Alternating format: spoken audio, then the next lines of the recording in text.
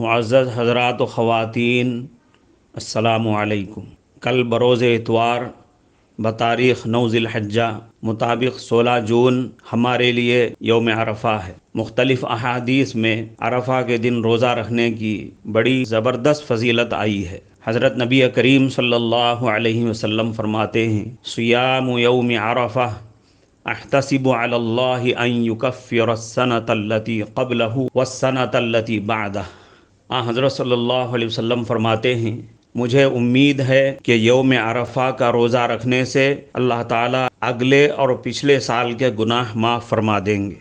معزز حضرات، ویسے بھی روزہ انتہائی عظیم الشان عبادت ہے اور اللہ تعالیٰ کی بڑی پسندیدہ عبادت ہے۔ پھر یوم عرفہ کا یہ خاص موقع آخرت کی تیاری کے لحاظ سے آخرت کے فکر مند بندوں کے لیے بڑا سنہرا موقع ہے۔ اس موقع کو غنیمت سمجھیں اور اس سے فائدہ اٹھائیں۔ لہٰذا سحری و افطار کا وقت نوٹ فرما لیں۔ شہر کڑپا اور اس کے قریبی آس پاس کے علاقوں کے لیے اتوار کے دن یعنی عرفہ کے دن کی سحری کا آخری وقت 4:24 ہے۔ 4:24 سے پہلے اپنی سحری ختم کر لیں۔